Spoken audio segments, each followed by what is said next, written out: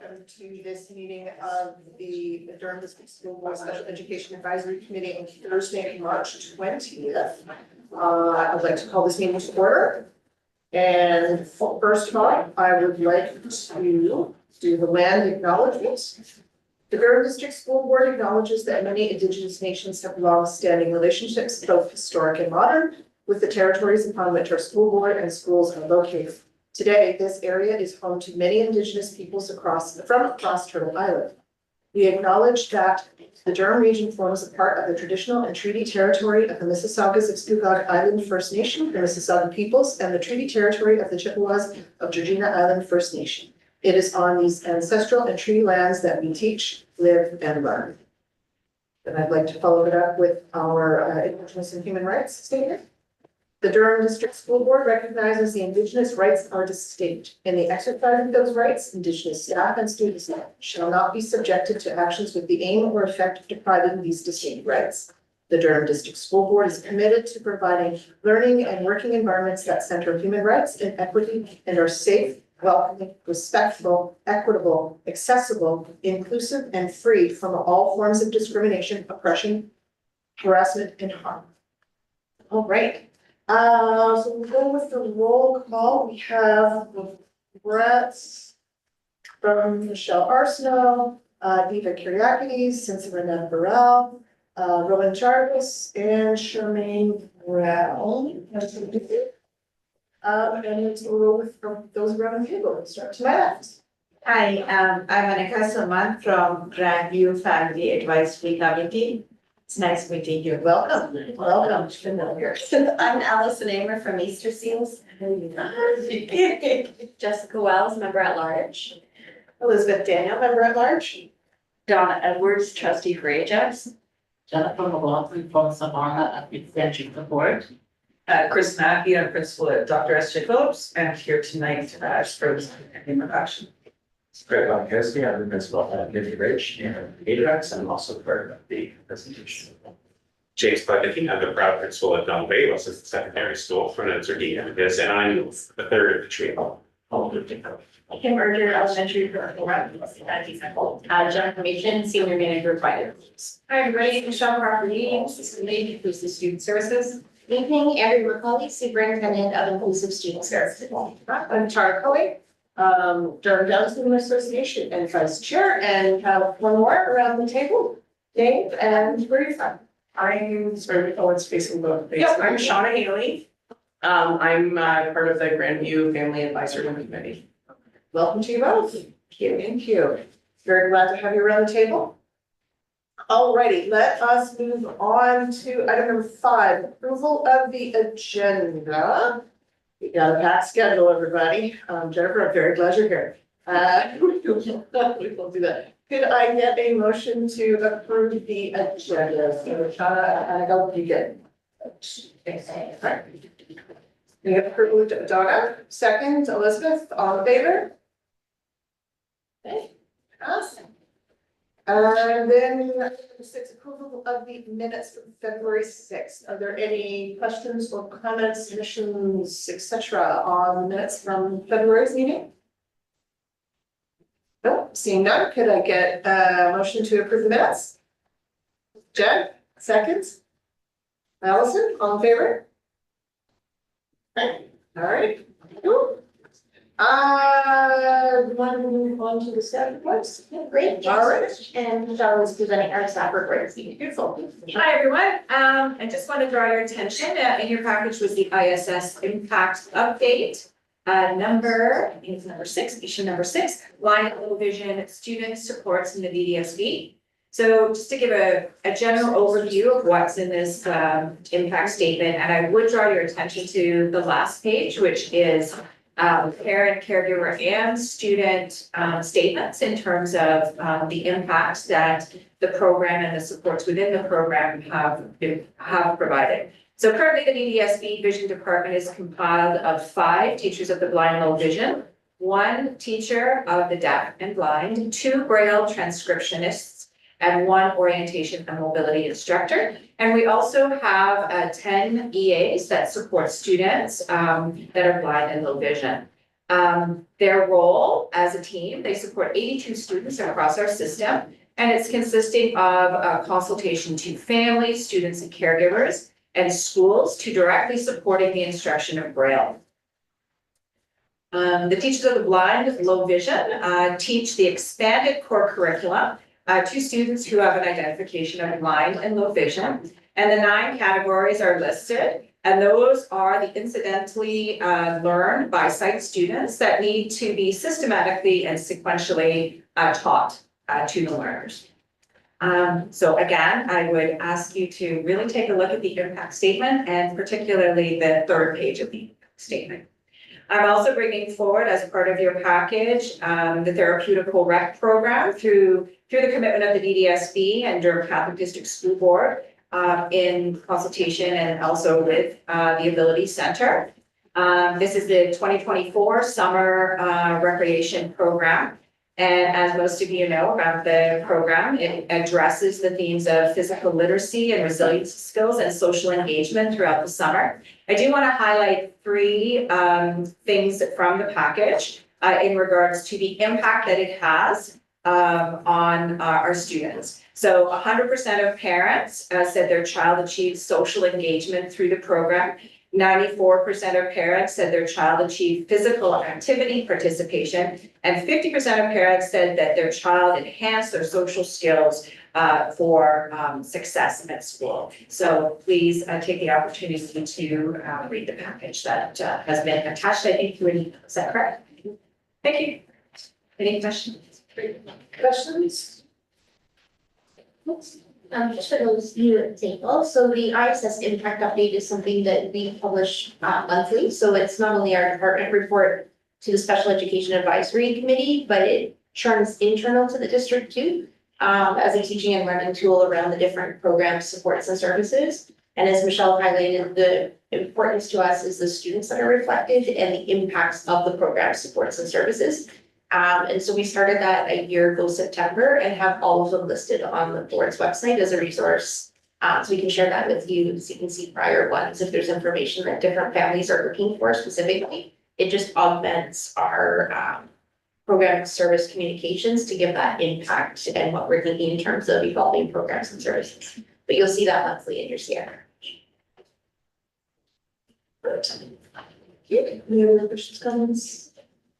No, all right, on to board reports, Donna. I'm going to be very, very brief, just to show that we had our quarterly construction and major projects update, which was really, really great that we've got a bunch of new schools basically being built. And you know, I don't feel like loading because other boards haven't got their schools, but you know, even though we need even more schools, we're doing fairly well. So we did our quarterly update. We also received basically our mid-year update on the implementation plan of the math achievement action plan. And basically it's just a mid-year update, but it basically does show that, you know, our students are a little bit more comfortable with math, but there is definitely areas for growth.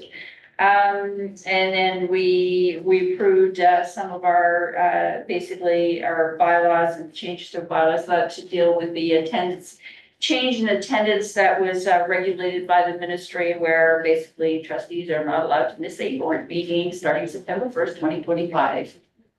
No. Yes. So any questions for Donna? Board report? No? Seeing none, all right, thank you. Well, then we will move on to item number 9, our presentations and discussion. We have our compendium of actions for our 2 LGBTQIA+ students and families, please. Thank you. Is there anybody who doesn't have the digital or get a hard copy? Because we do have a couple extra hard copies. All of it? Okay, awesome. Thank you for hosting us and having us into the meeting this evening. So we are going to take you into the compendium today and share the structure and the intent of the document and gather a little bit of feedback on the new important work for human rights. And we felt it important to recognize some of the work that led up before actually this as well. In the past, it has led to the writing of the compendium of action for 2 LGBTQIA+ students, staff, and families. This work didn't begin with just this writing. It has involved many people with a great deal of collaboration on many levels over the last several years. The process started in 2020 with a review of the data previously collected within the board. There had been many supporting documents that had been drafted and used in the history of the 2S LGBTQIA plus support within the board, and it was important to explore what already existed, and that research was the initial step in developing the vision and mission of the Visible Everyday Committee, which was part of that committee actually is what ended up writing this. Those previous documents had the voices of staff, students, families, community partners that were foundational in establishing the directions and next steps to allow the community to be visible every day.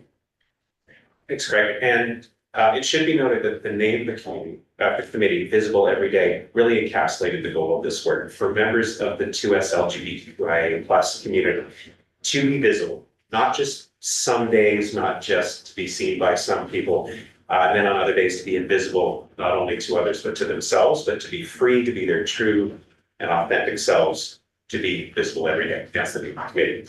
To give you a little more background, in 2021, after compiling resources and having a chance to look through them, a framework and a set of goals were established by the Visible Everyday Committee. From this, a team and subcommittees were created, and during the same time, which you'll remember if you cast your mind back to 2021, was in the depths of online learning through COVID, which was just interesting. The DDSB Pride Network was created, which created a space for DDSB staff members to have a community to its LGBTQI plus community space to be able to connect with themselves and with others. The efforts of all of these groups together serve to gather information from a number of spots, not only from members, but also from gay-straight alliances or gender and sexuality alliances across the board, to review resources external to the board and to craft a fulsome internal resource document repository. So these groups and those documents were the driving force in needing to establish and articulate recommendations to the DDSB in support of 2S LGBTQI plus students, staff, and community members.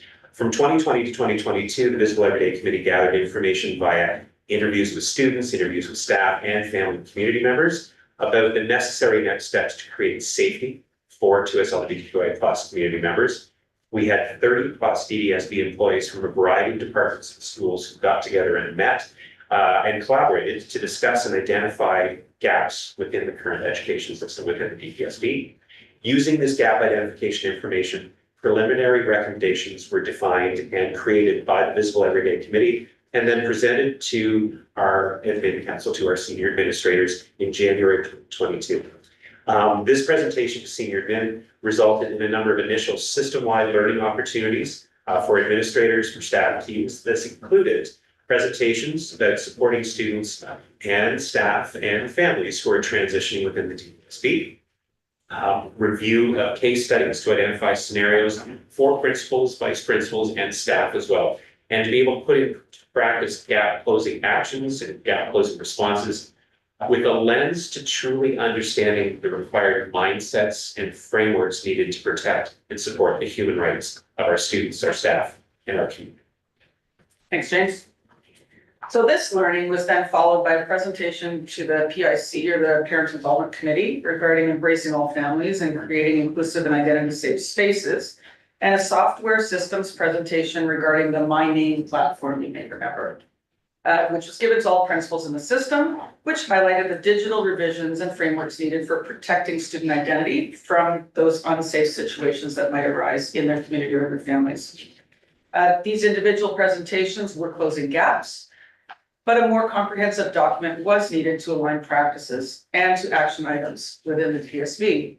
This comprehensive document has, in this initial phase, been created as the 2S LGBTQIA plus compendium of action to support students, staff, and families.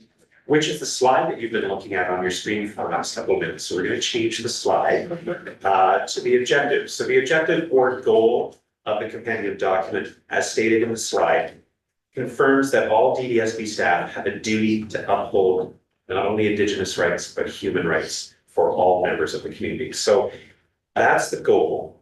The purpose of the compendium of action is to support the creation and maintenance of safer spaces for 2S LGBTQI+ students, staff, and community members by dismantling homophobia, biphobia, transphobia, and discrimination in all forms. This compendium is a combination of a resource guidebook, and as you leaf through it, you've probably seen resources, but it's also a tool for administrators and educators and staff to be able to positively influence and prepare our schools and communities in terms of that support. It's meant to allow staff and students and community members to be safe and to flourish through meaningful learning, through connection with communities, and through personal and collective well-being, which some of you may go, that sounds very similar to our multi-year strategic plan. Well, that was purposeful, it's not an accident.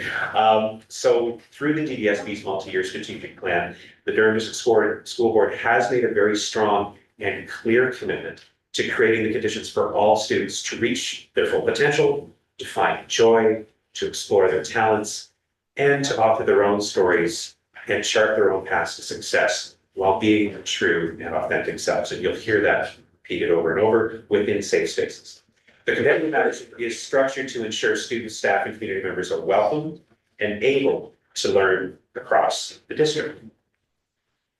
The DDSB is committed to ensure that our schools and workplaces support 2S LGBTQI+ students and staff and being their best and true selves everywhere and safely. In other words, that they are all recognized and that they are visible every day. Upholding student rights, staff rights, and duty-bearer responsibilities of and including correcting discrimination, responding to barriers, and preventing harm are critical in support of 2S LGBTQI+ persons who face continued obstacles and, for the majority of the community, are forced to become invisible so that they can avoid harm in going about their daily lives. So we recognize that this compendium is but one support in the development and maintenance of consistent spaces that affirm and embrace each individual identity and the individual well-being of all of us. Each of us, including allies, have a very important role to play, and each of us is compelled to be involved in ongoing learning, listening, and acting on behalf of members of the community. Thanks, James. The 2S LGBTQIA+ community has existed through time. And as educators and community members, we need resources in order to speak to this reality.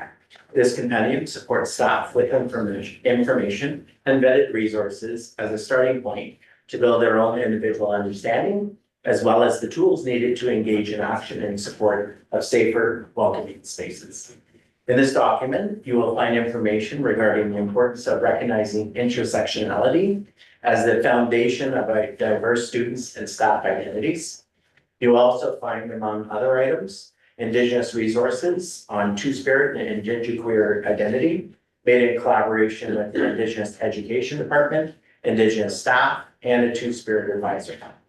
There's a historical timeline based on the data from the DDSB and information gathered from the LGBTQ education timeline, which was published by the Elementary Teachers Federation of Ontario and Canadian Lesbian and Gay Archives. The timeline also highlights in 2006, was the first year of a GSA in Durham. Was once known as the Gay Straight Alliance and now often has been renamed to the Gender and Sexuality Alliance. We also want to highlight even today, not all DDS schools have GSAs. As you can see, there are many helpful resources, but it doesn't end there, as our document also outlines ways to show up, take action together for our 2S LGBTQIA+ students, staff, and families.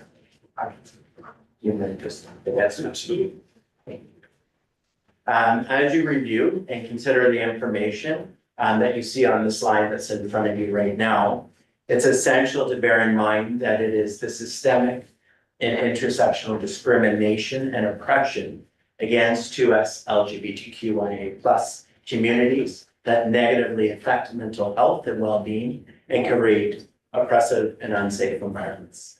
Presently, there is a need in the system to ensure staff have adequate resources and supports across all schools to create safety for our 2S LGBTQIA+ students. While there are resources, We needed a compendium that is in alignment with the multi-year strategic plan and anti-oppression strategy that ties everything together.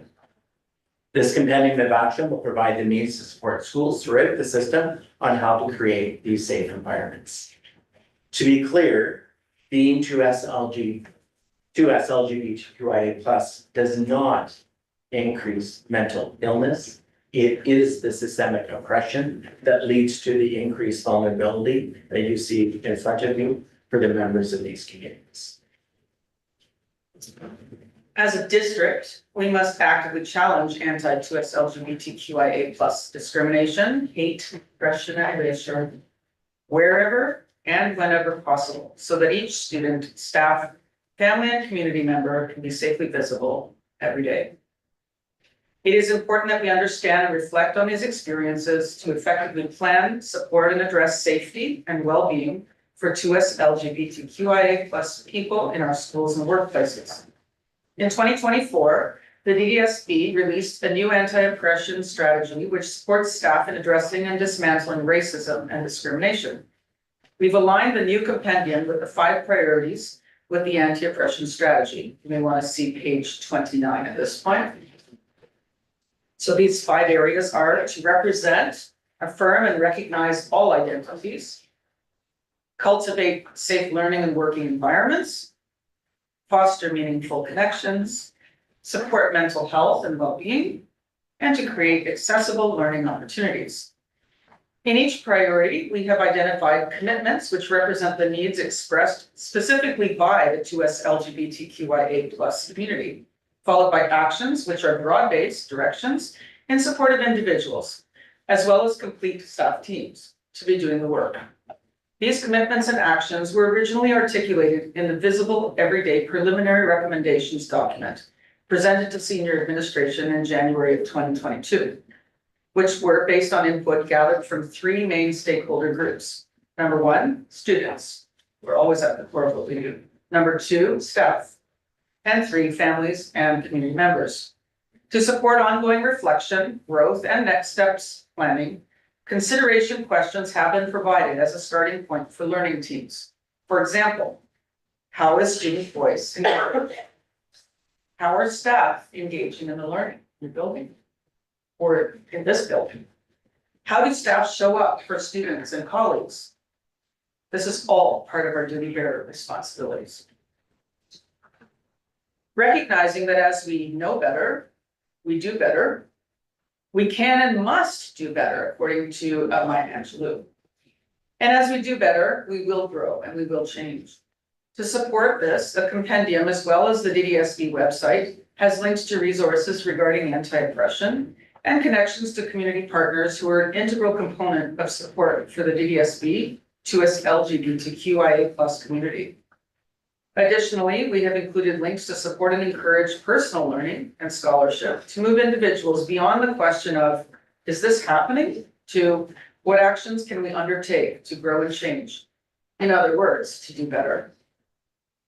On behalf of this writing team, we are 3 of a large group of people and the 2S LGBTQIA+ community. We thank you for your time this evening and support of this much needed compendium of action. As Chris said, thank you so much for your time. We are very much looking forward to getting your feedback on this document. We see you been through it as we've been talking to you. As per the quote on this slide, it is the visible support that is needed. So our kids, our grandkids can live as their true selves and safely explore their identities without fear or harm. And I often think about safety in my own daughter at this point, 21 years in biological age, but really 3 years in her true identity, in her true authentic self. And I have to admit, it does keep me awake at night, thinking about how best to keep her safe. And I fervently want her to be a member of the next generation of people who don't need to recover from their childhood or from the childhood of their parents, of their grandparents. So we feel this compendium serves to take that next best step forward in that direction. So again, thank you for your time. I should mention just before we throw it out for potential questions, we do need to recognize the support of Superintendent Margaret Lazarus, Assistant Lead Sean McCormick, and of course our Director Camila Williams Taylor, and all senior BIM, who were absolutely fundamental in championing and cheerleading this document to us today. So thank you again for your time. Do you have any questions? Do we have time for questions? We always have time for questions. Okay. With that, are there any questions? Allison? I'm just curious how this will be shared with families. Will it go home with students? Does it show up in a newsletter? How will families know this exists? Go ahead. Well, I think that as it rolls out, it's being rolled out sort of from the top. So administrators are being trained in April and May with some mandatory training from Miguel.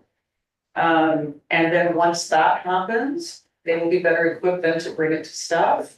And from staff, then we let our families know, not that it's private at this point, but I don't think it's been publicized throughout our families yet, because it would come with, it needs to come with some deep understanding, or it's going to get a lot of pushback before people even read it. So it has to be carefully, the climate that's been going around for it's been working the last couple of years, in my personal opinion. And as a member of this community, I feel it deeply, and to the students who I serve. And so we want this rolled out very carefully so that we do protect our students and our staff and our community members so that they're not attacked by. So I think that we are looking for guidance too from senior admin of exactly how it's going to work. Thanks. And if I may just add to that too, because there's an element through schools, obviously the closest contact with kids and families, but across departments as well. So when I think about the work of psychological services and social work, where they come alongside to support, we are at a point in the district where those two groups do run a group called a firm for 2 SLGBTQIA identifying youth. We are at a point where, as superintendent, I refuse to publish the location where that group occurs. We publish within the school that the group occurs, and it's responsive to student need. But where we are able to sometimes otherwise, and it's not for lack of transparency, that's not the reason. We fully promote that we run a firm as a responsive strategy of support. But to Chris's point around hearing from the kids and the safety they need, we do not publish the location when we publish the flyers in that regard, just to protect. And so it's another marker of where we are as a region in supporting. There has been a publication out to the full district on the document and its release, and the tremendous work reflected the alignment across all of the plans. As the 3 leaders spoke to, full alignment with the multi-year strategic plan, the anti-oppression plan. We make moves to align within all of the other action plans, like the special education plan, because it is that important. So again, echoing student, staff, and family. And alongside, it's empowering people to hold us accountable to the commitments of the document too, because it is not flat words on paper. This is important to bring it into a lived reality within the district. So I echo the appreciation for the work being done, knowing that there are incredible individuals behind it, needing us to hold to these standards. So fabulous document. As an administrator, I do want to say thank you for the deep work that I know that you put into this document. One of the most outstanding parts of the document is how you actually put the questions together. I think it will allow administrators to then bring it towards their staff and really deeply think about many of these questions. So as I'm just going through, I'm like, yeah, that's a good one. That's a really great question. It really helps us to sit in that moment of discernment instead of that moment of judgment. And I really want to thank you for that amount of, like, this is a fabulous, outstanding document. So thank you very much for your work. And page 30 is what Michelle, 30, 31, 32. It's very much, we mentioned before, an action plan will be, this is the plan for those actions with starting points, follow-ups, and conversation, which is also going to be part of the rollout that we're doing within the next couple months. We're also just about to release, as Chris said, there's training through EGAL coming through the district. We're about to release that we've also bought licensure through another organization for all administrators, certs, psych, social work, and facilitators in our department modules as well to support in the individual relationships and understanding as well. So always looking at how do we leverage ministry funding as in order to bring the important learning that needs to be done individually. A lot of this is what we'll often call around our leadership table, inside outside work. That it's not about, it is about the systems changing, but it's also about each of us taking our responsibility for each other in terms of good care programs that elevates each other's beauty. So thank you very much. Donna. Yeah, it's fabulous stuff, and I love the questions that are in here, and it's the basis of the questions, and I guess, where it becomes, from a parent perspective, and even from, especially from around this group where we have differently able students who already have some significant challenges, and then, the intersectionality of having that, having basically identifying as a LGBTQIA person as well, and the resources that are just not there, and people support people that are not out there as well in order to support a child. I mean, I've in the world of special effects, I support several athletes who basically belong to community, and just the things that we've had to consider. I've had to do some self-learning, that just knowing that the resources just aren't there. So, I'm really interested once the students sort of start, it gets looked at, students, what their input is going to be, and then what they see as far as what they need to support. We had a fantastic session last night with the Student Senate, which is really great, but because that's going to be really crucial, especially for parents, because most of the parents are on the table that are dealing with disabled children. They're already very frustrated. And then, the intersectionality, which is not much more so difficult. Any other questions? I do have one,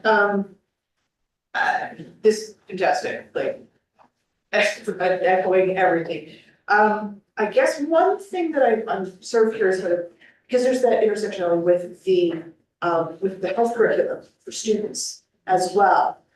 How is this is that baking into all of this in terms of, because I see a lot of, how are we doing this as staff, administration? And I'm looking at, there are a heck of a lot of really great students that could be allies and leaders in helping foster the change in the attitude. Because again, a lot of the safety of our students comes from other students. And in terms of, I don't feel safe going to walk them because X, Y, Z.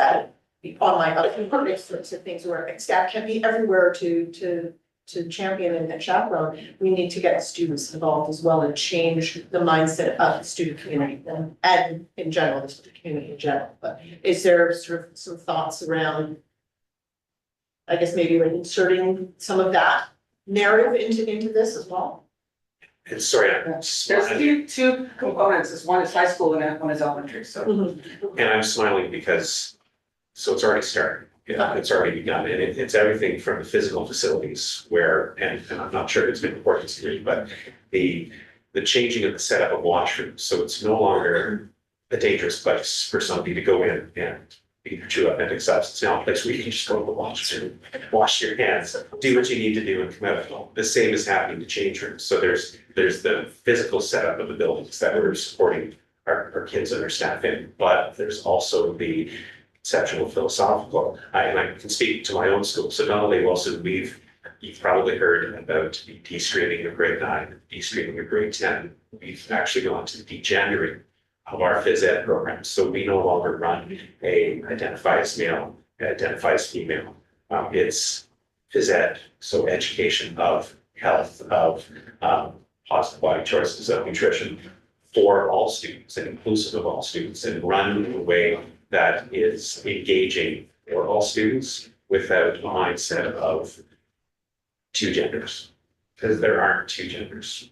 Won't get political. Leave that one with you. So to answer your question, there is a lot of work from the secondary perspective that's already underway. It is happening, and this for those who are leading the work, and again, I reflect back on my own phys ed team who's doing this, they have felt like I was amidst truly a storm in trying to make these changes, and this brings them a sense of affirmation that allows them to say, we're on the right side of history, we're doing the right thing. And their colleagues who want to move forward can then say, we can take this and move forward and shift those who are stuck. So secondary perspective, I know there's more to go. You want to speak, Solomon? Sure. So with this document again is to support those safe spaces. When we talk about the health curriculum is the health curriculum, so you have to tackle what is in there. This gives those prompts though for the staff to go deeper as to where is the problem spots in the school. And it goes out of that so they can have the deeper conversations to try and figure out how do we change those sorts of situations, right? As far as the health curriculum, it is still the health curriculum. I think one of the biggest challenges in elementary is parents trying to get their children exempt from different things. So I don't know if you were referring to that, but Yeah. So we make it very clear, or this is what we hope administrators will do, is that there is one section of the health curriculum which you may be exempt from, but that's health. An identity, a human right, is not about sex. It is not about your body changing.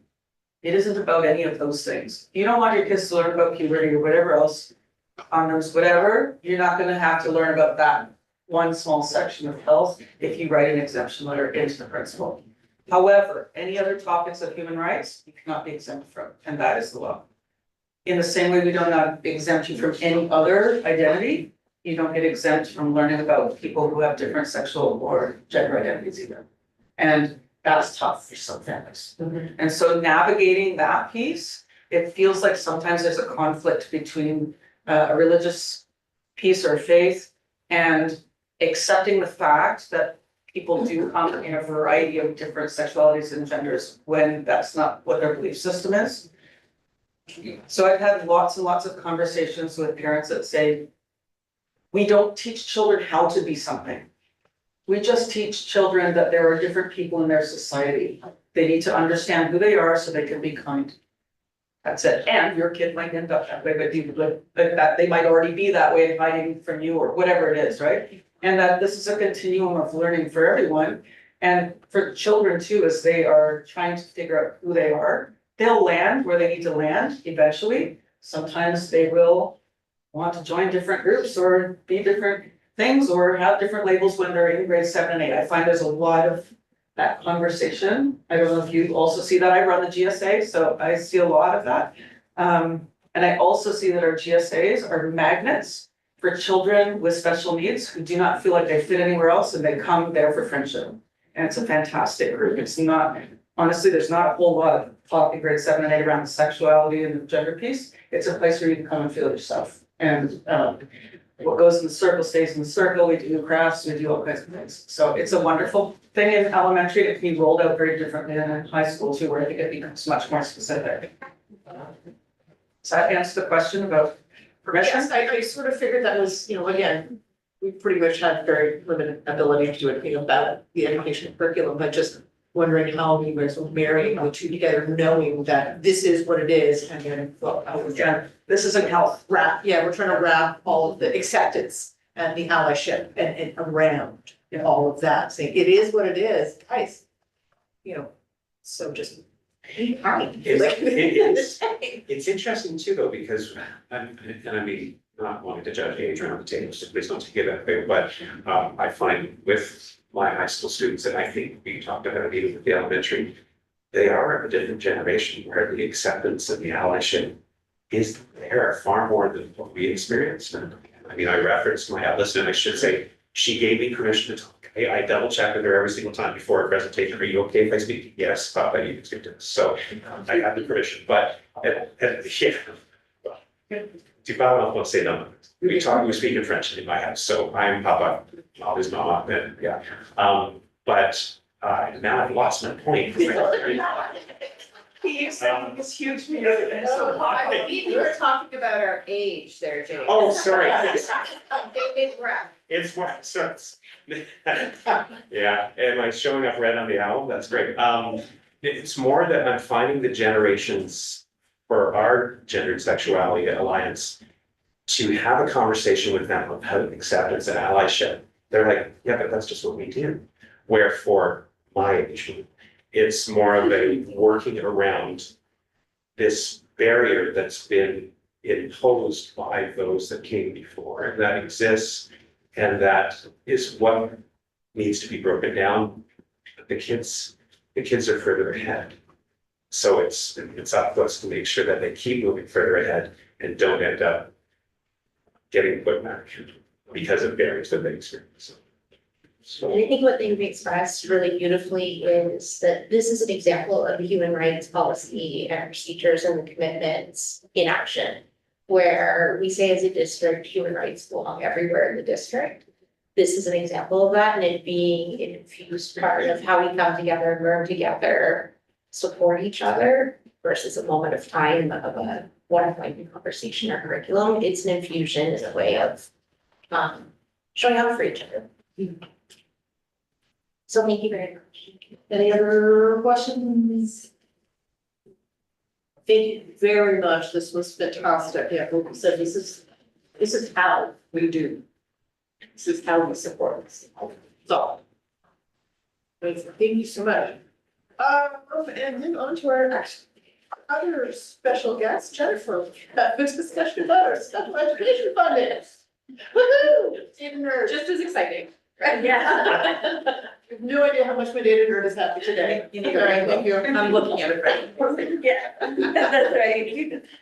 Well, thank you very much for having me for my annual spiel on how we are funded for special education. It is actually has a few changes from last year. So usually it's pretty similar year over year, but in the current year, 24-25, the ministry did pretty significantly change our funding model. So you'll see some changes from last year if you are remembering anything from that time. I'll just run you through a quick agenda. So the purpose is to provide you with information regarding the special education funding model. So the agenda will be going over some key terms, talking about the special education fund. So that's the new name for the special education grant. Talking about supports for students funding, responsive education program grants, those used to be called PPS, and deferred revenue for special education, our current year budget, and some additional information on the education finance solutions. So just going to go over some key terms that are really relevant for our funding model and that we throw around when we're talking about how we're funded. So first of all is enrollment. So this is the number of students attending DDSB schools and is the key driver for our revenue and expenditures. Official enrollment projections are the enrollment numbers that we use for the funding model. And these are developed by our planning department in conjunction with our workforce planning and business staff. When we talk about full-time equivalent, we're talking about student enrollment and taking into consideration part-time students. So a full-time student is equal to 1 FTE and a part-time student is equal to the portion of the day that they're attending class. And when we talk about average daily enrollment, which is really how we're funded, it's enrollment based on the average of our full-time equivalent from October 31st and March 31st count days. So in my department, those are really crucial days when we're doing the count of students because those are the days that we're funded on. So I'm going to reference the core education funding, our core ed funding in this presentation. And for those of you that remember laughter, it's the new name for our grants for student needs, or GSNs. So the ministry has renamed it and rolled it out under a different name. So the special education fund, or SEAC, is the component of the core education funding that supports students with special education needs.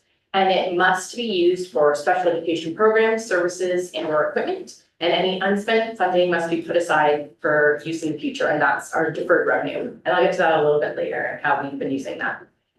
So it's really just the minimum amount that we need to spend on special education, but the board can certainly choose to spend more and use other parts of the funding for special education expenses.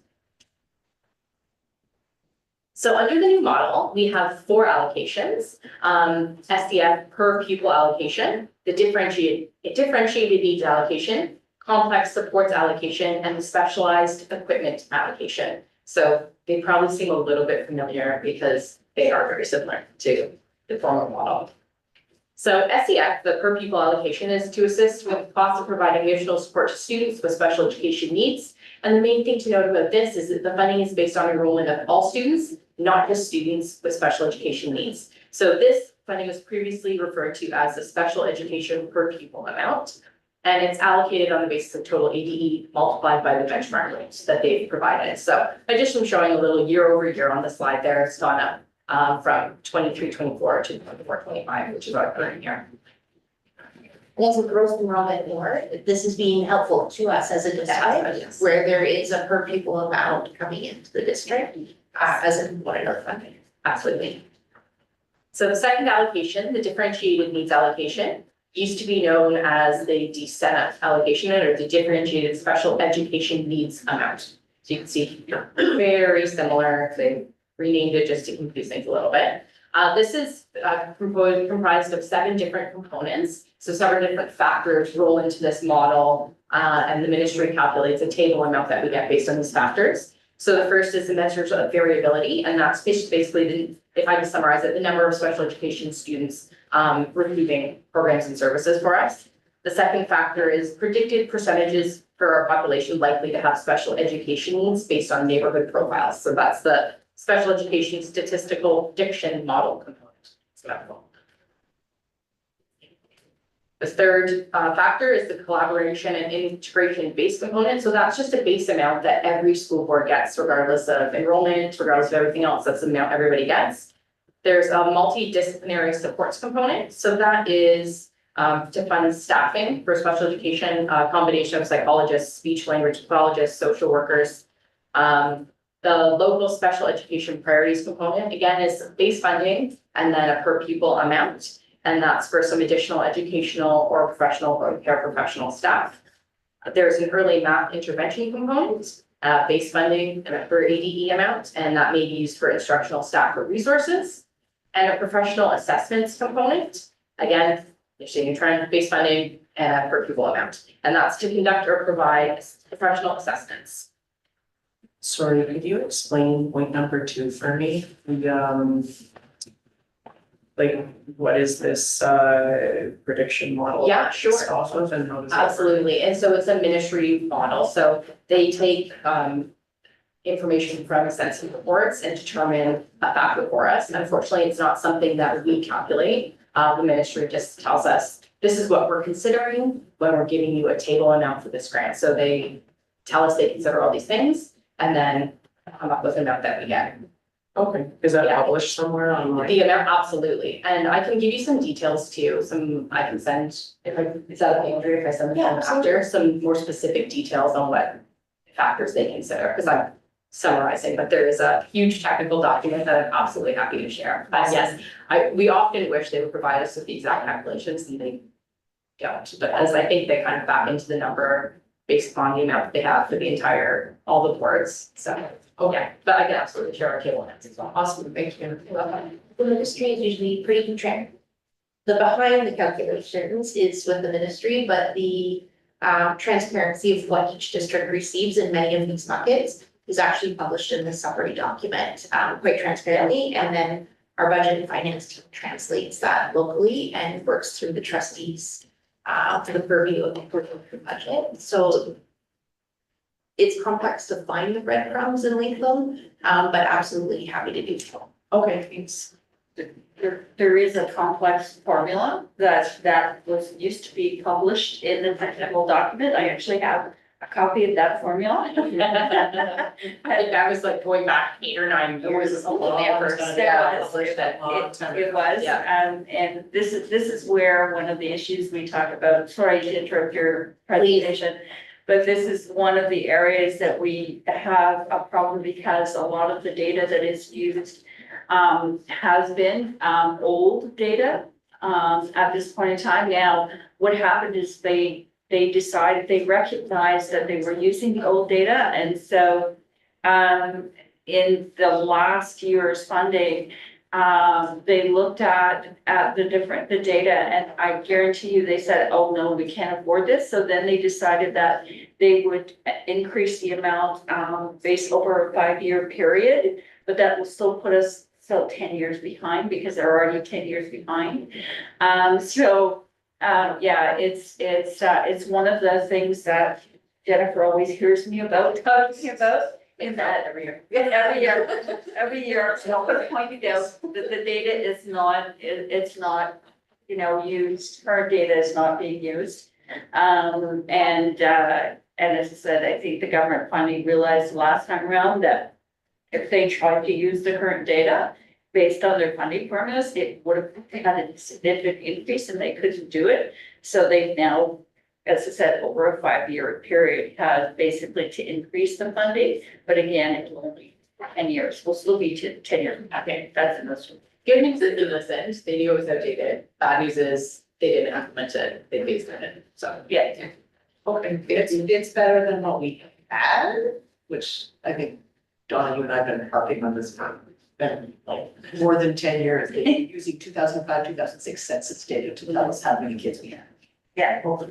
So there you go. In a growth region. That's a little outdated, So, no, it's 15, 16. So. Okay, so the third allocation is the complex supports allocation. So specialized supports for students with complex needs.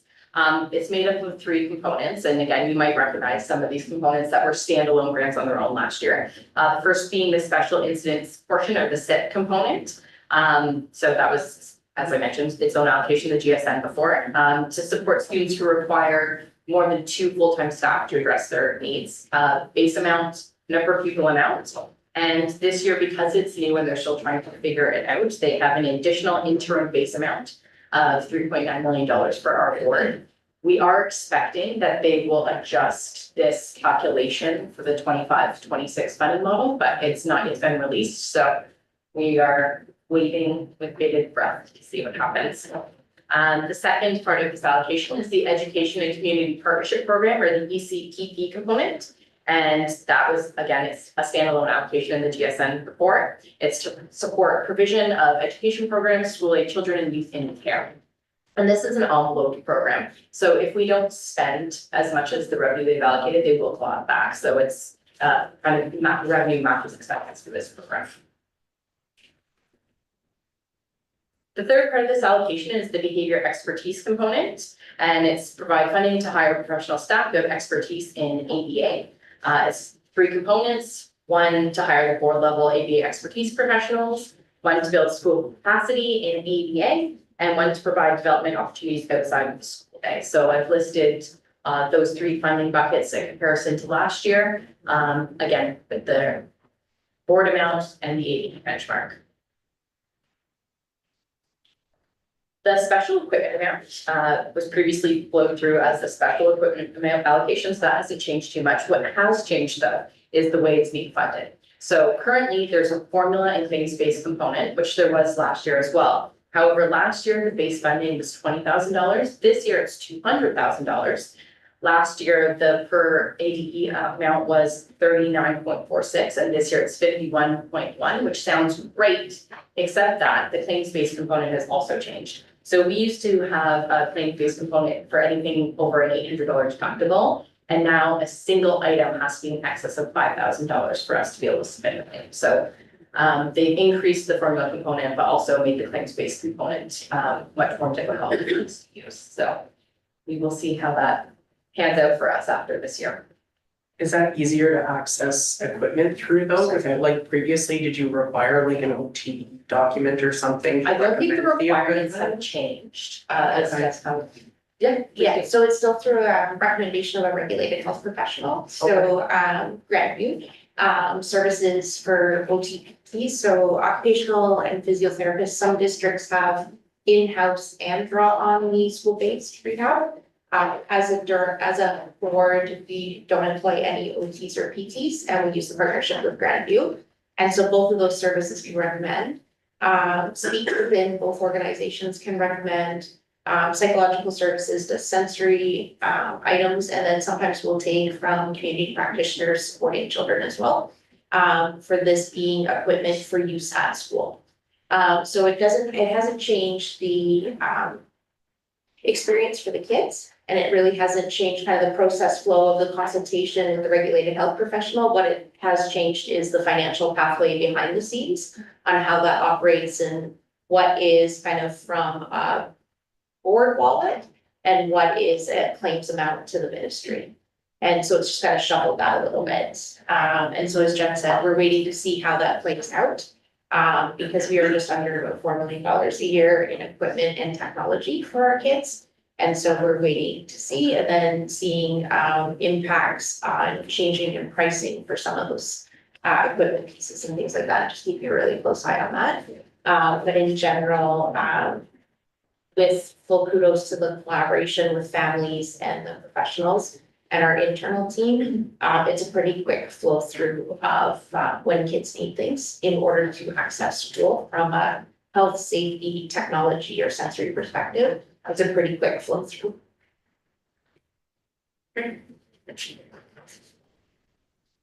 So the source of funding that we get outside the special education funding is the Supports for Students funding. And so this was negotiated funding through collective bargaining a few years ago, and it has since been moved into the core education funding. So it's for flexible funding to support learning needs of students. And it used to be its own grant within the GSNs, and now they've divided it up and put it in 3 separate funds: the classroom staffing fund, the learning resources fund, and the school facilities fund. But it is the same funding that we received the year before. So in the current budget year in 24-25, it's being used to fill 29 educational assistant positions. And there is also a portion of the EPO, supports for student funding, that's being used to support an additional CERT FTE and primary resource teacher pilot. Not sure if you want to speak. So CERT would be our special education resource, and those are augmenting the complement of the district, and Connor and Michelle lead that allocation process annually. Primary resource teacher pilot will bring an update through. It's a 2-year pilot for half-time teachers in 22 buildings with kindergarten to grade 2 focus on social emotional learning, structures, strategies. They work alongside their colleagues in the schools. It's a bit of a different twist for us because usually we bring supports in centrally and sent out to schools. Primary resource teachers, the staffing was allocated to the school and part of principal discretion on staffing so that the credibility and relationship inside the building is accounted for. And we're seeing a much stronger uptake when there's an individual inside the building doing recess duty inside classrooms. And that partnership's woven through living kind of professionally in the same community. So we're looking forward. 18 of the 22 schools continue for next year. 4 conclude their experience in June and 4 new ones come into the mix just based on data around students K to 2. So looking forward to seeing the second year of that pilot program.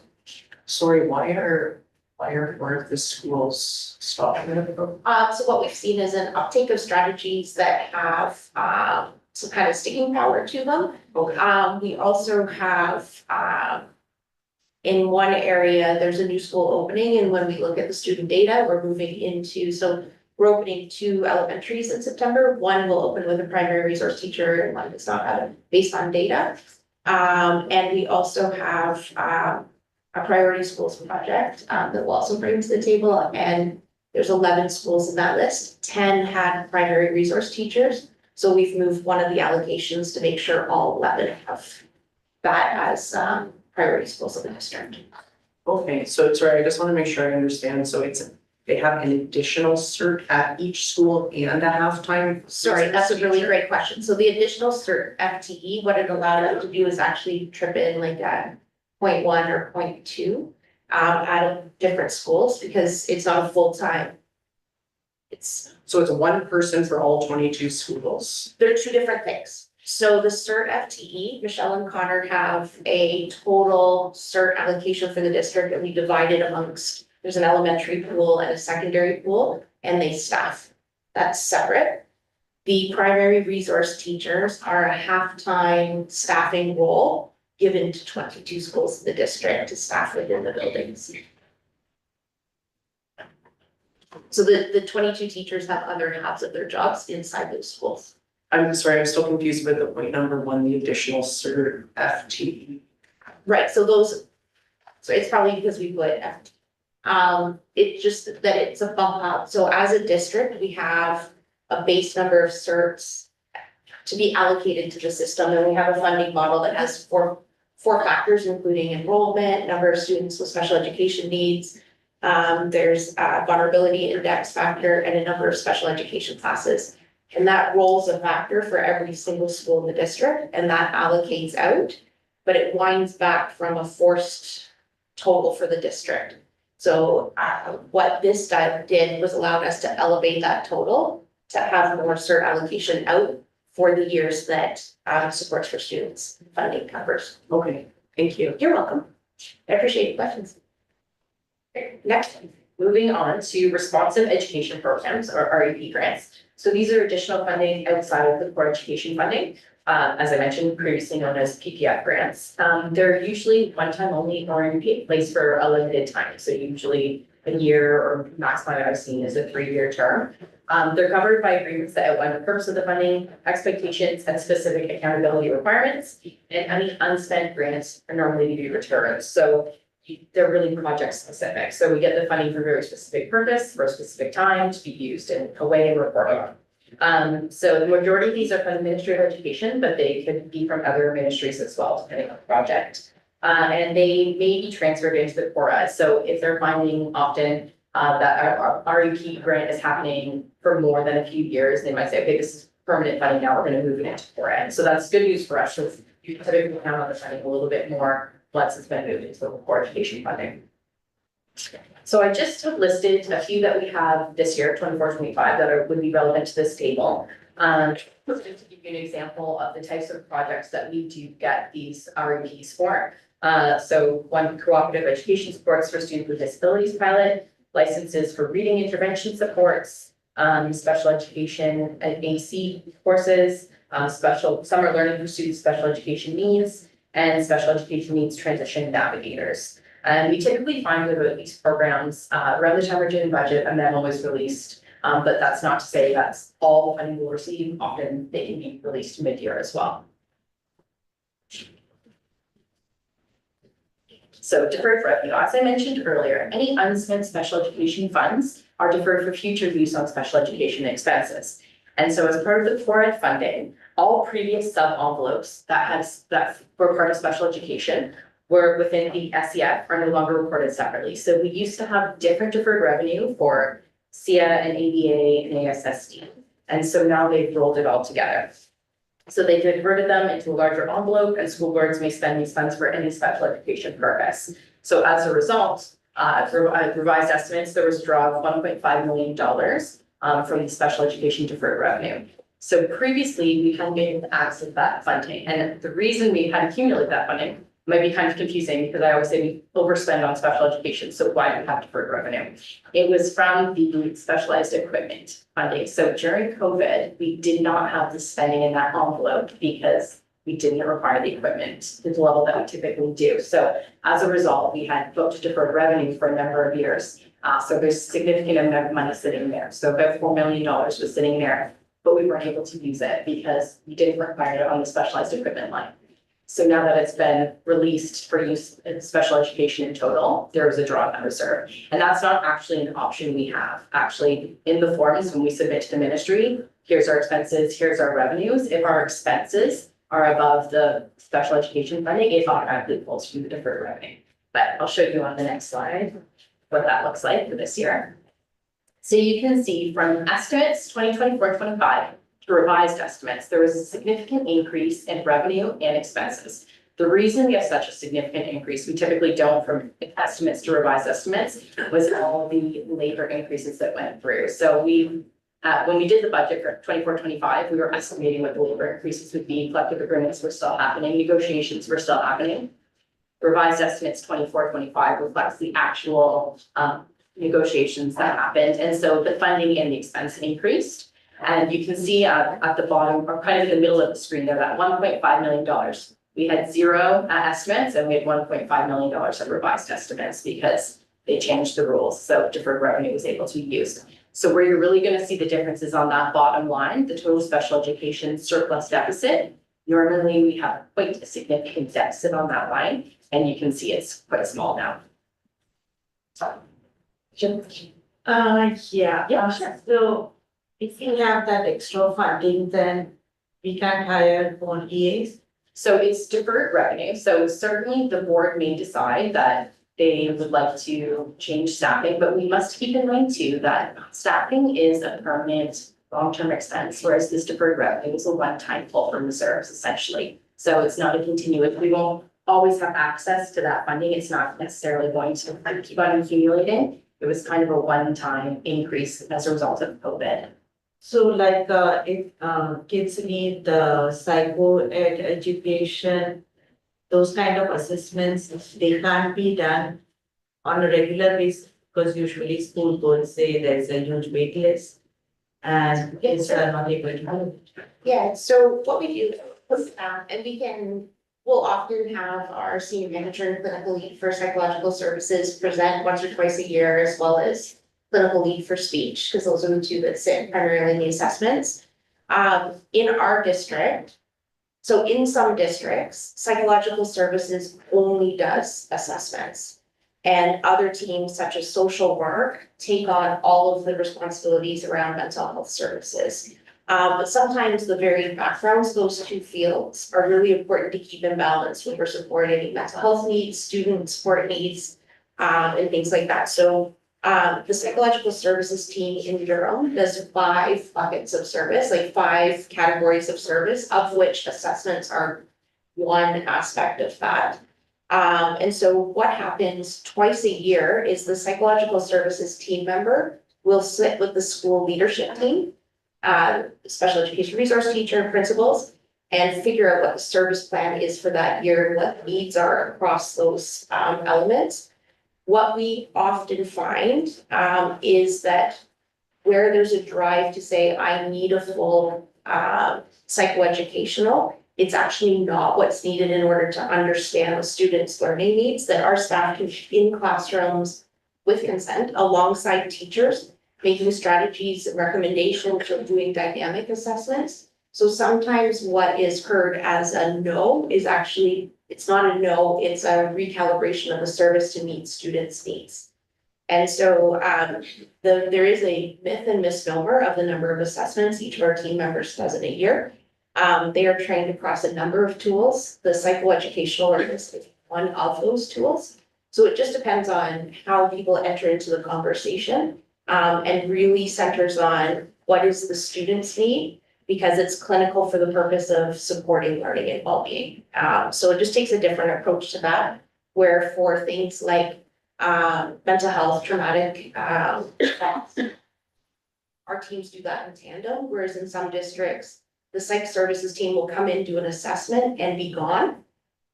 Our team consults, if an assessment is appropriate, they do the assessment and they stay alongside for the implementation. So it's a much more robust service for students and families that we find impacts actually classroom practice changes too, because it not only serves that student, but then it's a partnership with the educator, changing the strategies and practices and the learning there. And in terms of just your reference point around educational assistance, I just want to give credit to our board of trustees. Between the last school year and this school year, 50 permanent EA positions were added to our district. So where a lot of districts are finding challenge and potentially making really difficult decisions in terms of staffing, senior team, based on advocacy and the deputation from SEAC, and the conversations with our board of trustees, we mobilized an additional 50 permanent EAs to the system for the current school year. So how do you allocate those EAs to schools? Jen can finish the financial percent, we can talk about that, would be a whole, I'm happy to answer that question transparently, but it would be an entire conversation unto itself, so if you don't mind us keeping the focus on finances for this one, happy to answer that either after, and we're also happy as a team, to answer that transparently as well around the table if that of interest. I just want to make one comment about the finances, is that, because it sounded like all of a sudden we had this extra money, but we didn't. Yeah. It was because of the fact that in COVID that we couldn't use it. The board always approves basically over expenditure of special education funding. And we find that money, the staff find that money from other areas. And so we always overspend. So what happens is by Intentionally, not mismanagement. Yeah, no, intentionally. Just want to throw this in. Yes, intentionally, that's right. Planned, Yeah, structured within the yeah, budget, that's pretty not much, yeah. overspending in here. Exactly, but the thing is that what happens is that in this particular case, now that we can take that, the extra, the deferred funding and put it there, that means that other funding that we actually had taken from other areas, basically could go back to those other areas. So it's the way, because of the fact that, for special education funding, as Jennifer said, is that what we get can only be spent on special education. There are very few other envelopes that we can take money from in order to support, but this board has always supported special education, always supported the planned overspending of structured and planned overspending of the special education funding. It's such a good segue to our next slide. Thank you. So we do have scheduled education finance committee meetings. So if you are interested in the budget and how we develop the budget, we have a number of meetings that are open to the public. And April 15th is our first one, and there will be some public deputations, and I know SEAC typically does a deputation. And then hopefully, core funding will be released for 25-26, and I'll be doing an overview of the funding for the upcoming budget year. At the May 13th meeting, we'll present a draft budget. And on the May 27th meeting, we'll have some further deputations and represent an updated draft budget from the meeting if there's any feedback or changes that were required to be made. And then hopefully, we will present a report to have the budget considered for the June 16th meeting. If not, if there's a lot of discussion, we will have a June 3rd meeting if it's required for some additional discussion. Right. Can I ask just a point of clarification? Sure. Way back in your slides, you had gone through, I guess from the ministry where some of the funding comes from. There were several different allocations. Yeah. One of them is based off of the number of special education students, is that correct? There is Identified special education students? indirectly, when we allocate, when we're looking at that slide that I gave, that second to last slide, Pedro, if you don't mind going back. I don't mean to people be worried. Disregard for a second into looking. Second last? Second last. The numbers. There we go. So the reallocation, it's slightly below the special education allocation. So all those are kind of as a result of total enrollments. But this reallocation of CSF, the per pupil allocation for self-contained classes, we're taking one of the other grants and saying, this is how many identified students we have. And those students are driving revenue under other funding sources, not just the special education funding. And so that is the amount of funding that we're going to allocate as part of our special education revenues, even though it's not strictly part of our special education allocation. But the rest of when I'm talking about ADE amounts, it's on total enrollment. On the 84,000. Yeah, Sure, what does ADE stand? sorry, my first slide again, sure. Yeah, it's average daily enrollment, and that was the one Oh, I was talking about, count dates on October and March. Sorry, maybe it was the differentiated needs allocation that I was referring to, because the one you're talking about is just for self-contained classes, correct? That's for identified students in self-contained classes, correct? So, But What the we're talking about differentiated needs allocation. that is based on, those are the 7 factors, so that's not just based upon identified student enrollment. That's when there was multiple different factors, but if you're talking about like the local special education priorities component on that per pupil amount is on total enrollment, not just special education students. I remember that, but is there not one that just based off the number of identified special education students on the board? No, this is the No, only it's one. based on That's all it reallocation. is. And so, what's healthy about that, is that a strong system supports universal design through differentiation, through the accommodation, right through to, as Jen referenced, our students that need intensified supports or, identified as high complex needs. And so what it does is it says to districts, because these lines don't come in, so for example, the line that we looked at in terms of assessments, we don't draw that across and divide it by a number of FTE and say that's the team doing that line of work.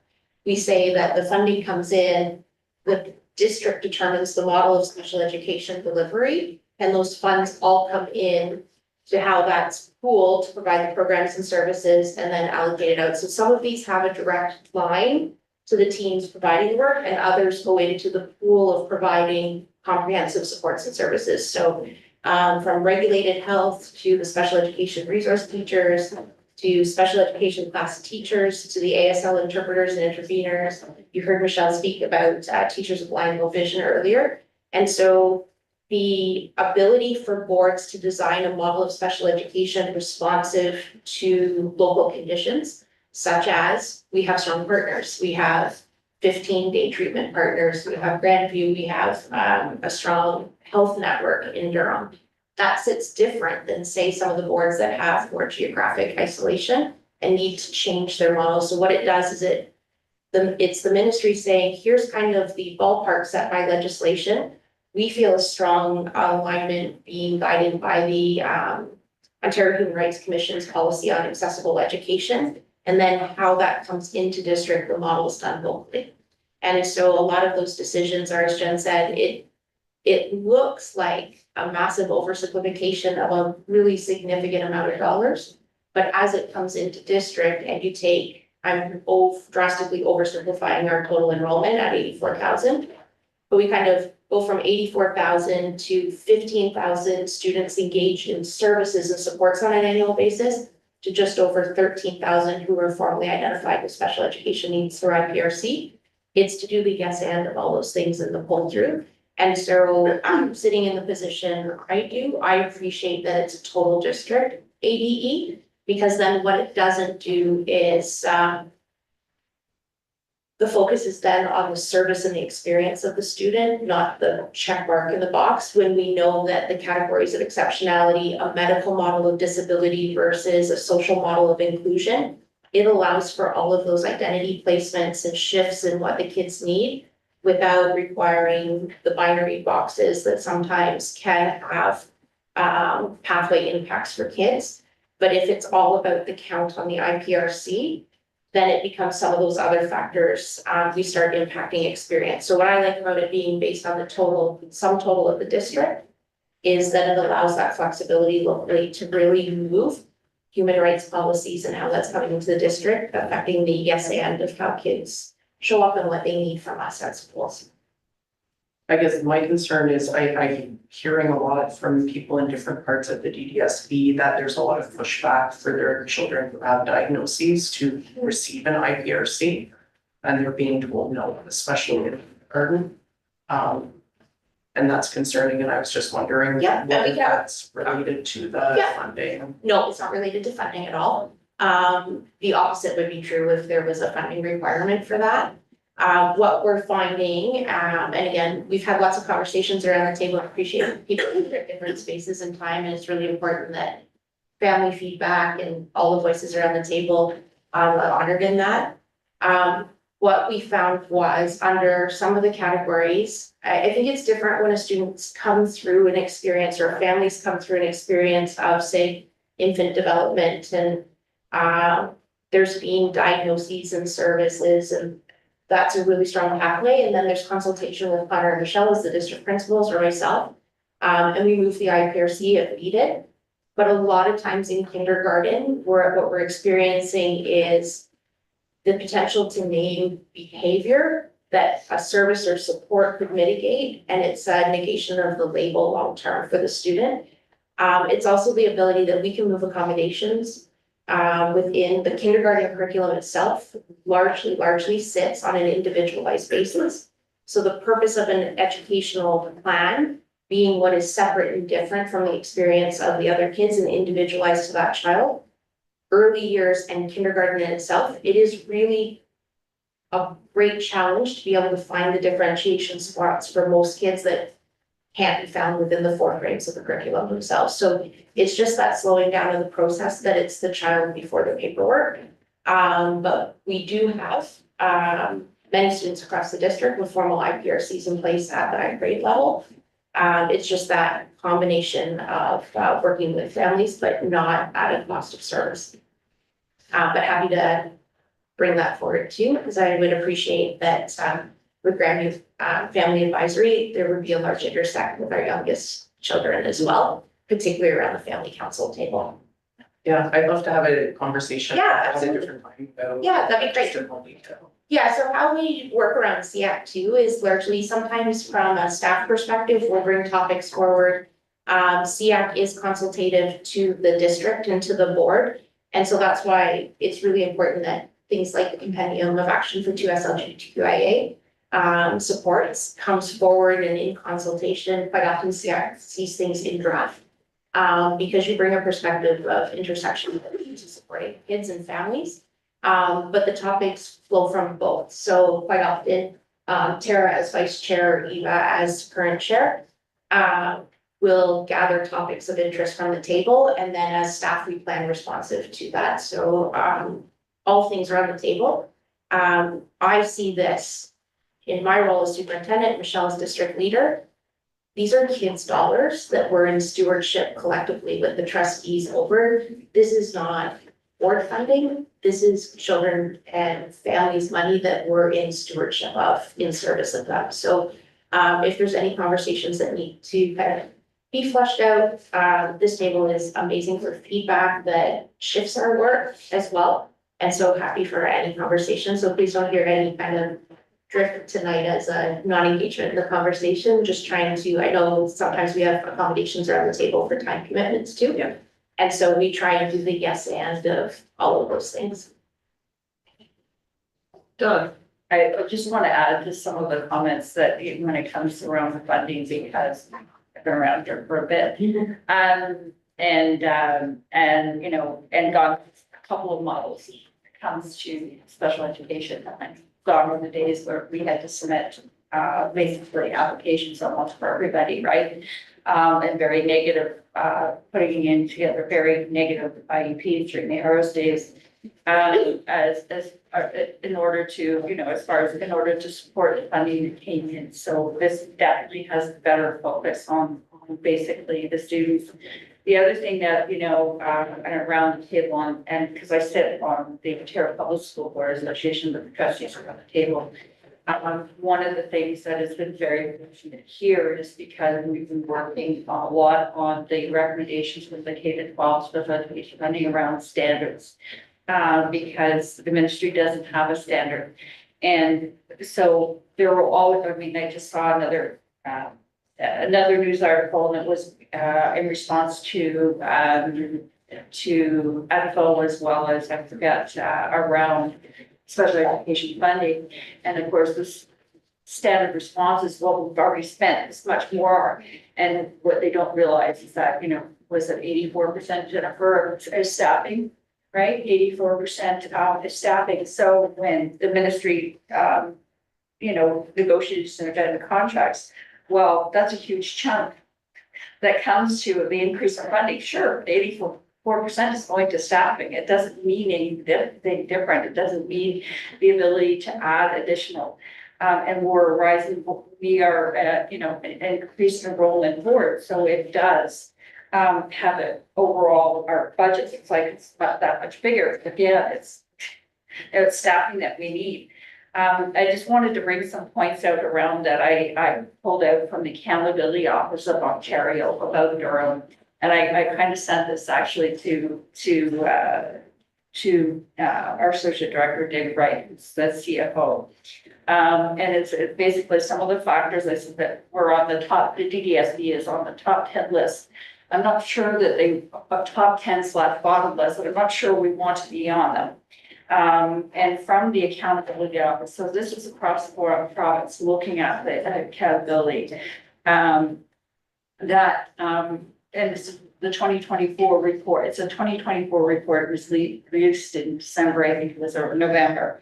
So it's using 2023 data, but DDSB received the smallest per pupil, and this was the PPF, so it's now the REP or whatever it is. So, but the PPF, so that's the allocation that, for special projects, we received the smallest amount of PPF allocation in the province. And we're a growing board.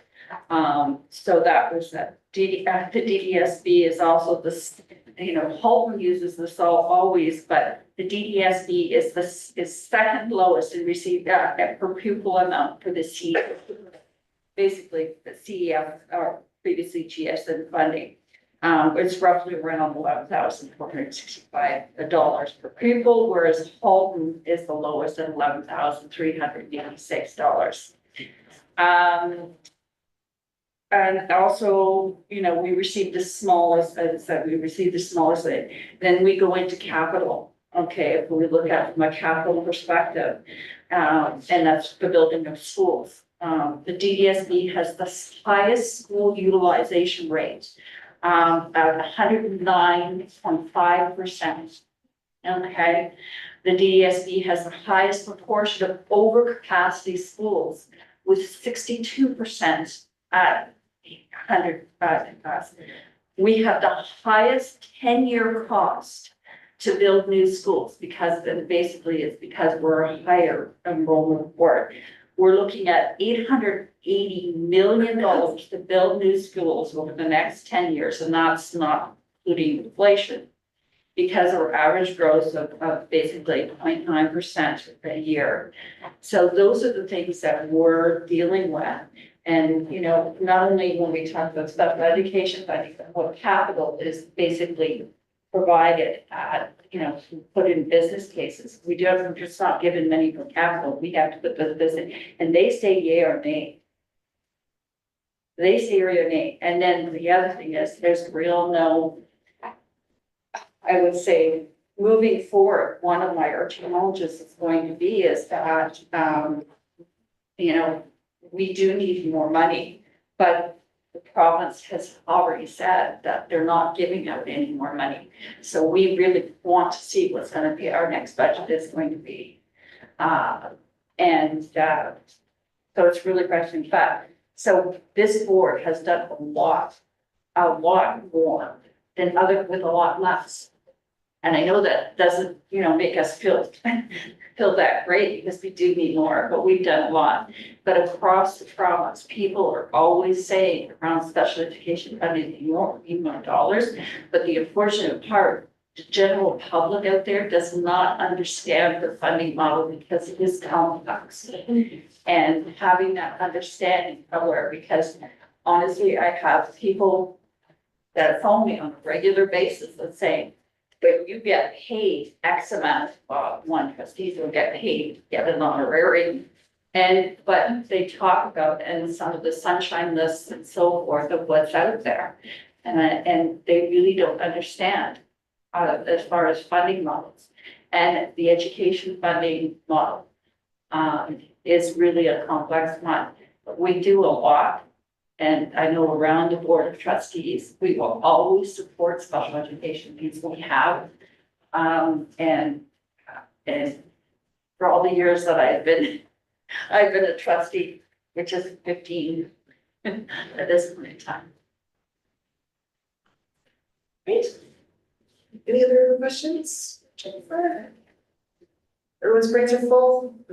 It's quite did my job. Well, thank you, Jennifer. This is fantastic. Thank you. As always, not for Jennifer. Okay. Yes, Liz, are we going to be putting forward it? That was going to be my next question. So the two dates that Jen had sort of, Jennifer put together, there's two deputations. Historically, we've only done one. We've never been ready for the first one. But the first one is April 15th. It's a Tuesday. And the next one is May 27th. There's also a Tuesday. And generally speaking, historically, SEAC has always done a deputation for budget committee. And generally, for the most part, we're the only ones that are doing any public deputations. So would we like to do a deputation? Yes, Donna. Just a comment, as far as the April 15th one, it's sort of the one that this is where we want to see our priorities, that the SEAC. The one in May is you're supposed to be after the draft budget. I just caution around budget, because as everybody knows, we just went through an election. They just appointed, we have a new minister of education again. In the last couple of years, we just have a new minister of education. So they have to get up to speed, but the thing is, they're not going back to, they don't go back to see their seats until I think April 15th or 14th or 15th. And then they have to pass a budget, a provincial budget.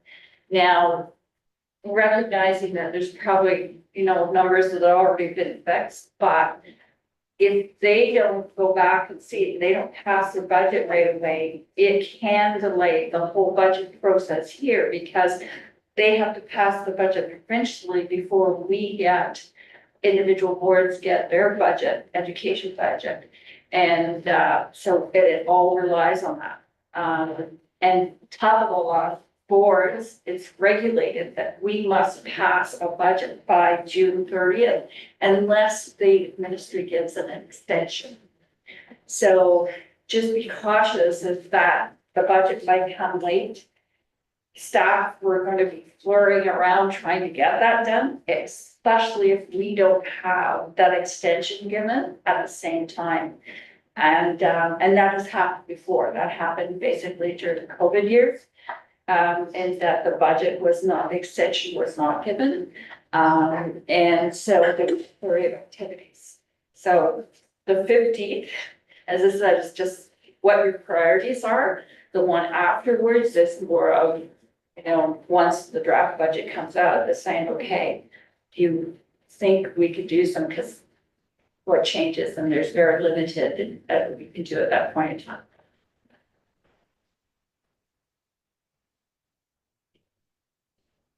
Could I ask for you to just explain what the deputation might consist of, or what you've done in the past? So historically, what we've done is through a lot of the information that Jennifer provides us in terms of, like, we actually saw one of the slides, which is, where is it?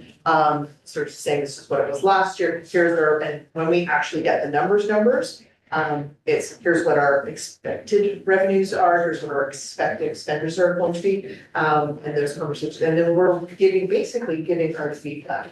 Examples have been where we actually had a conversation one year, this is a long time, where we were actually going to close some self-contained classes. And there was enough concern in the community about that we sort of said, we don't support this budget as is because we have concerns about the closure of the schools. And that actually changed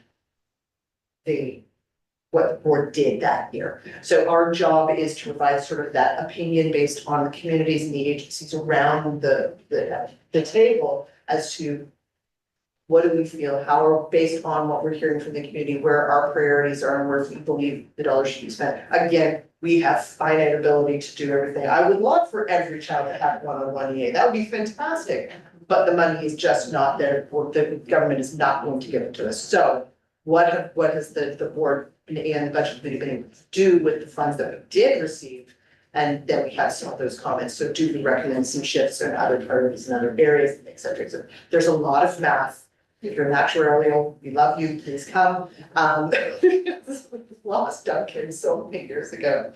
And from that perspective, but that's really sort of what we're looking for, is sort of what does that look like? We can share sort of like past presentations that we've done. It's been basically the sort of the same formula, trying to figure out and again, just sort of that reiteration reminder that we're here at rights to education for all of our students. And, just that gentle reminder that we're still here, we are here together. as well, and then providing some of those comments and feedback. Does that Oh, help? yes, we can circulate that PowerPoint. Yeah, from last year, that would be.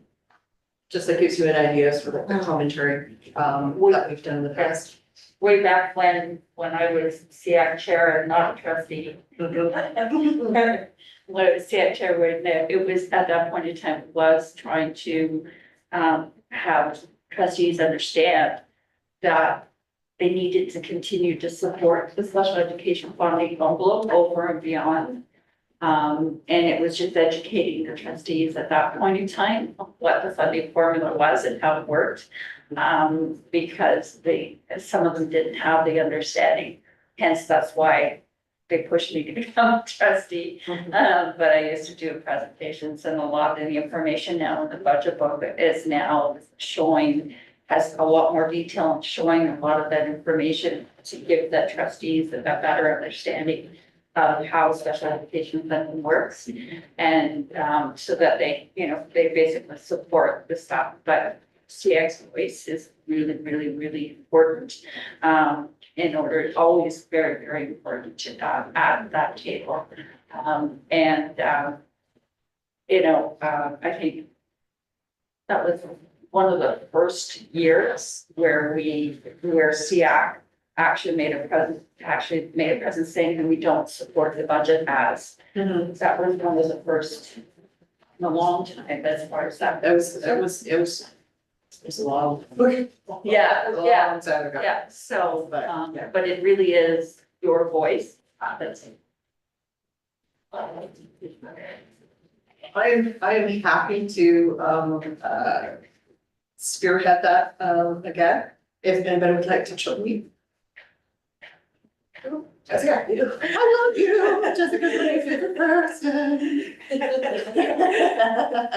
Anyone else? I know Eva will be more than happy to help as well, but, Also, Daniel from want to contribute you know what, honestly, it is, for this first one, absolutely, I think this makes sense that we probably try to put something together for what do we think is important, what we really want to pay attention to, so any and all feedback from anyone, that would be great if we want to, can we pull that, if anybody can we collate all feedback and et cetera for what we want to put in the April deputation? Yeah, we'll do that. We'll grab that. And then we'll do that, provide feedback. In the meantime, So does that mean, the what class placements they will get? we do not have control of that. Yeah, because lots of kids with, they get diagnosis and they are just thrown here and there and. So that's, Michelle, that's your area of expertise in terms of the allocations for where that support goes, the number of classes that are available based on where students are, et cetera. I'm speaking for you, if, I don't know if you want to add to that, it is a process, but. And so it is a process that we work in coordination with teams, which include the teachers, the CERTs, of course, our inclusive student services team. So it is a process. We have EA allocation every month where schools actually and school teams actually bring forth an allocation report, and then we sit as system leads. So with family of schools system leads, there's three, Connor and myself, and we discuss where the needs are across the system in terms of where the allocation needs to go in support of students and student programming. So where do families land this? Because their median is never taken everywhere, anywhere. So in terms of families, the true connection obviously is through the schools. That's why we have that sort of process in place. So of course, families will be talking to the teachers, will be talking to the CERTs within the school, and of course, the administration. And of course, if they are open to members of our inclusive student services team, so that it's a full integrated team in terms of where we're looking for supports. So that's how parents can have their voice in terms of how their student is being supported within the school. So do we really check whether the parent's voice is taken by the school or is it taken in consideration? So I think on that one, that's one of those topics that we can bring back and thoroughly walk through. So we plan our special education classes on a 3 to 5 year projection in terms of trying to have kids access in or nearest their homeschool communities. So that's where Connor and Michelle will work with, where our shifts needed to the district, so we can do class opens, we do class moves, sometimes we'll move a class between 2 sites. Or where we close one of the classes. And so that process for us starts with information and conversations with schools in December, conversations with families in January, February, and at this time, our staffing changes have rolled out to our schools for September. And we would confirm that we are seeing a nominal growth in the number of placement programs between this year and next year.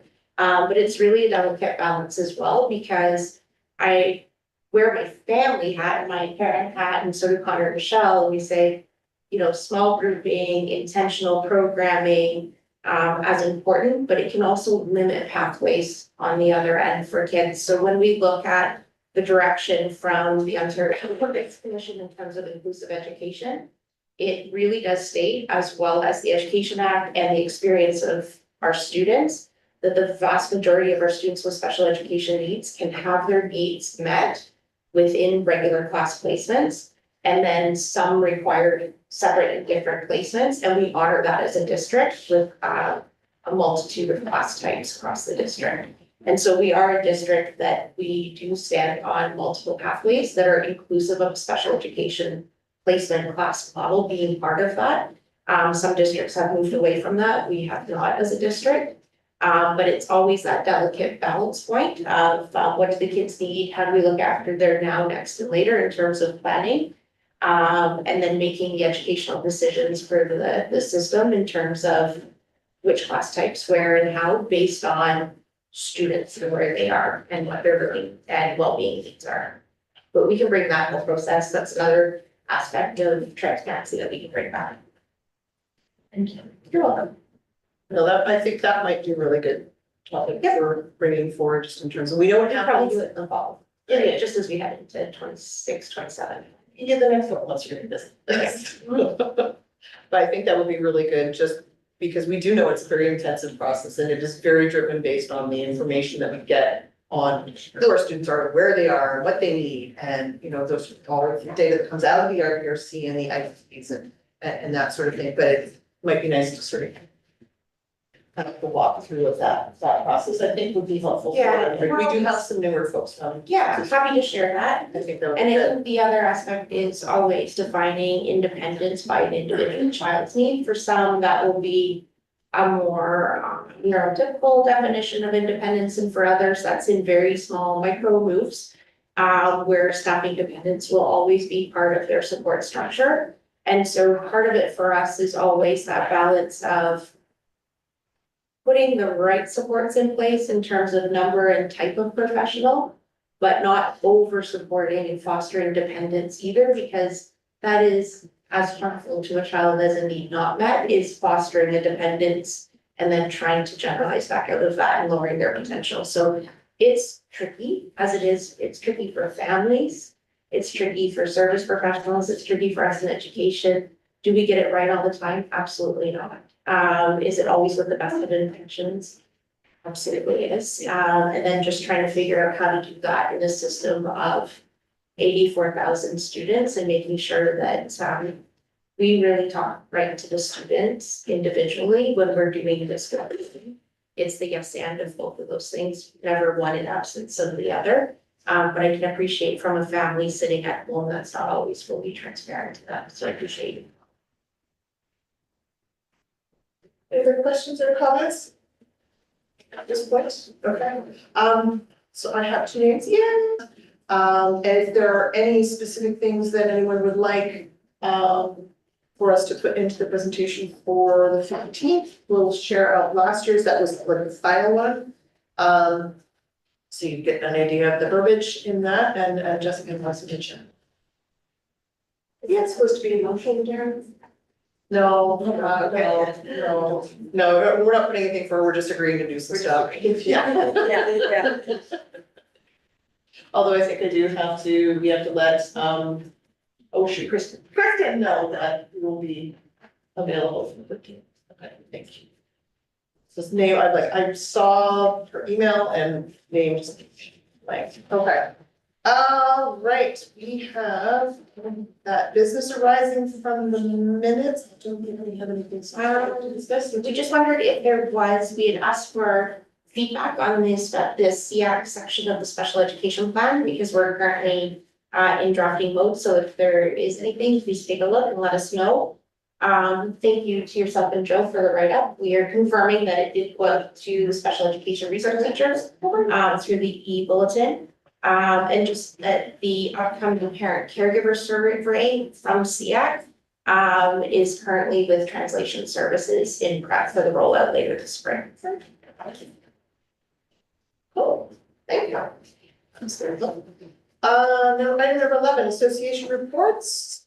Do any of the associations have anything to report?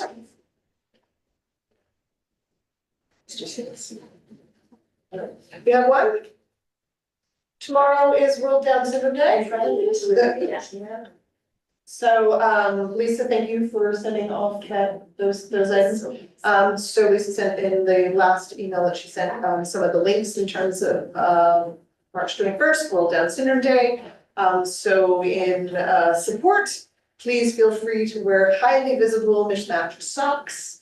3, if you're really ready to go for that, so you can get the Trisomy 21.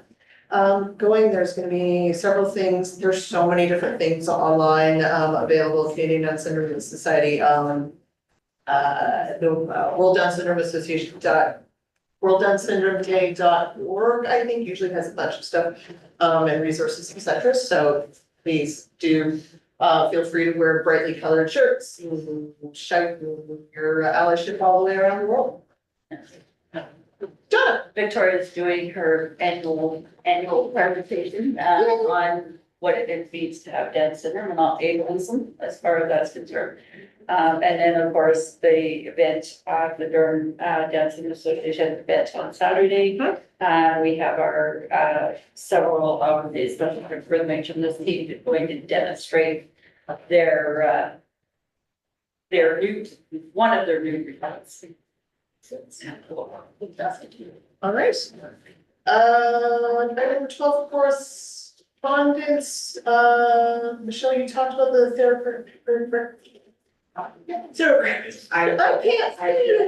therapeutic recreation program from the Ability Center. That was very cool. It was a really neat program last year. So please take a move through that and look through the report on that. I'm going to dive more into that, I think, a little bit more.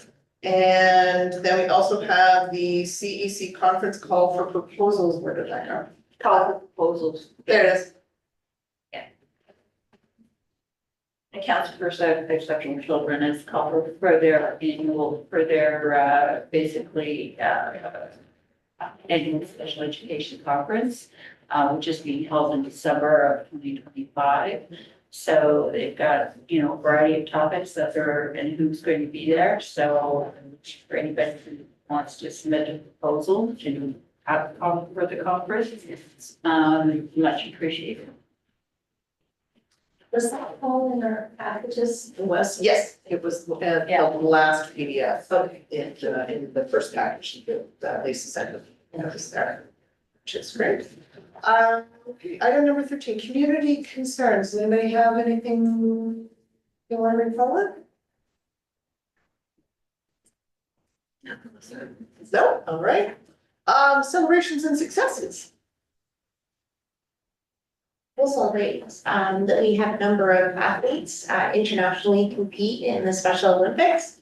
I think quite a few actually came home with hardware, including Ella, who Donna coaches in another sport, but Ella came home with a gold and a bronze in skating from the competition in Italy. Really? So just a shout out to all the athletes and to the coaches that invest the time in them and supporting them. Team Canada did awesome. As usual. So we have a pretty strong contingent of Special Olympic athletes in Mhm. Durham and Yeah. coaches across volunteers and staff, so. It's always nice when the kids excel on provincial, national and international platforms, so. Pretty awesome. Love it. I just remember the Adam story. If that would be. It's not necessarily a celebration or a success, so we were in Florida for spring break this year. And we did go to a Blue Jays game at Dunedin. So it was with my youngest baseball team, we were there, he was hanging out, and he's, you know, he ate his hamburger, very happy. And all of a sudden someone goes, "Is that Adam?" It turns out it's one of his gym teachers at a Jackson school. That's awesome. Yeah. So they took a photo and they sent it to one of the other gym teachers. So my child knows everybody everywhere. That's awesome. Yeah, it was kind of absolutely ridiculous. And then later that week, we ran into a neighbor who's literally down the street and has known Adam since he like this tall, like honestly, and we had no idea these people were in Florida at the same time that we were. So it was, he thought it was hysterically funny. So we've got a really great photo of the two of them together. Which is funny. And Oh, I was just calling up the press release for special, that Team Canada brought 116 medals. 39 gold, 35 silver, and 42 bronze. And of course, you know, a lot of the athletes sometimes it's their first time, other flying internationally to somewhere, and it's just a huge experience, right? Plus being away from your families for basically 14 days. So it's quite an experience, but yeah. Just along the lines of athletics, I know I received the email that track and field isn't happening for the board because of the facilities issue. And I thought it said something about just that schools would kind of do their own thing or whatever, but I wondered, yeah, I know in the past I've read that the DDSB has like a Paralympic type. We have pretty phenomenal abilities track and field meet. Last year was over 800 athletes. Is there So we any do annually. for this year? So what we're gonna do is do a stay tuned because up until last week, we were on a pause this year. And the athletic association who runs it, so what I love is it doesn't run through the department, it runs through our athletic association.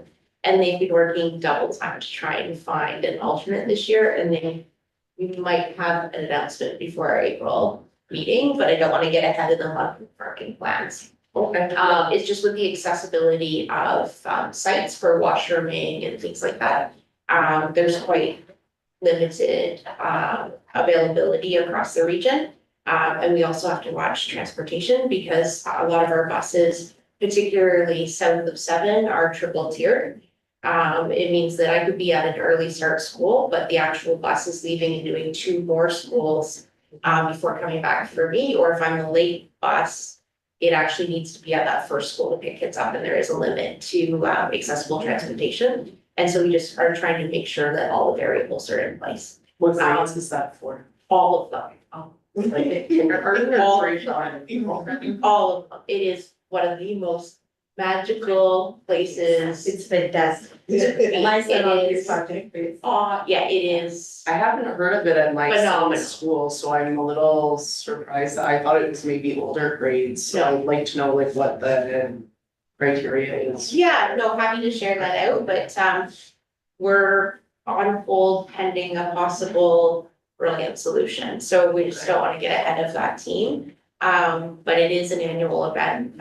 We have our department that day to support it, schools support it, parents and caregivers. It is a magical day of incredible athleticism and incredible allyship and spirit. It is quite amazing. I love that day. We love that day. We end up in tears on that day. The big center? Yeah, we end up in tears on that day. It's icing and spreads. Yes, talking, Lisa's welling up talking about it. Yeah, no, the kids are brilliant, and so we're trying. I think, and if we can't do it this year, it's a year pause to get a way better facility for them to access long-term in the region, so. There's a balance point that at some point you can't do construction in January. And so, track season is prime for construction. And we don't have a school that hosts 800 athletes with accessibility embedded.